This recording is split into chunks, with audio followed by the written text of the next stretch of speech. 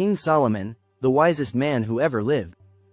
A ruler blessed with divine wisdom, wealth beyond imagination, and power that stretched across nations. But one of the most shocking aspects of his life is something that many overlook: his 700 wives and 300 concubines. Why did Solomon marry so many women? Was it love, politics, or something far more mysterious? And did this lead to his ultimate downfall? Today, we uncover the untold story of Solomon's 1,000 women. The mystery behind Solomon's marriages. Imagine being married to 1,000 women, an unimaginable number by any standard. The Bible tells us in 1 Kings chapter 11 verse 3 that Solomon had 700 wives, who were princesses, and 300 concubines. But why? Some might think Solomon was simply a man of pleasure, indulging in romance and desire. But the truth is more complex.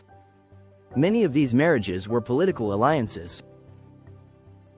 Back in those days, kings would marry princesses from other nations to secure peace treaties and alliances. By marrying the daughters of foreign rulers, Solomon strengthened his control over trade routes, resources, and military support. His wives came from Egypt, Moab, Ammon, Edom, Sidon, and Hittite nations. But while these marriages brought political stability, they also introduced something that would lead to Solomon's downfall: foreign gods. Solomon's wives and the influence of idolatry. One of the greatest warnings given to the kings of Israel was to remain faithful to the God of Israel and avoid worshipping foreign gods. But Solomon's wives slowly led him astray. His foreign wives worshipped idols like Ashtoreth, Milcom, Chemosh, and Molech. To please them, Solomon built altars and temples for these gods, a direct violation of God's commandments.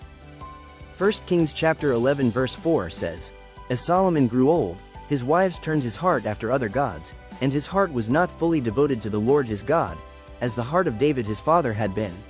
Was Solomon simply blinded by love? Or did he make a conscious decision to compromise his faith for power and influence? The forbidden love that changed history. Narrator. Out of all his wives, one of the most controversial was his marriage to an Egyptian princess, the daughter of Pharaoh. Egypt was one of Israel's greatest rivals, yet Solomon married into the royal family. He even built a special palace for her in Jerusalem. Some believe this was his greatest mistake, as Egypt's influence brought in more idolatry and political tension. But there's another woman whose story remains a mystery: the Queen of Sheba. Did Solomon have a son with the Queen of Sheba? According to Ethiopian tradition, the Queen of Sheba visited Solomon not just to test his wisdom, but to bear his child. Some stories claim that their union led to the birth of Menelik I, the first emperor of Ethiopia. Cut to an Ethiopian manuscript depicting Menelik taking the Ark of the Covenant. This theory suggests that Solomon's legacy continued in Africa, and that the Ark of the Covenant was secretly taken to Ethiopia. If true, this means that Solomon's bloodline and influence stretched far beyond Israel, a hidden history that many have never heard. The fall of Solomon, betrayed by his own choices. Despite his wisdom, Solomon's love for his wives led him away from the path of righteousness. The Bible says that because of his disobedience, God tore the kingdom away from his descendants. After Solomon's death, Israel split into two nations, the northern kingdom of Israel and the southern kingdom of Judah.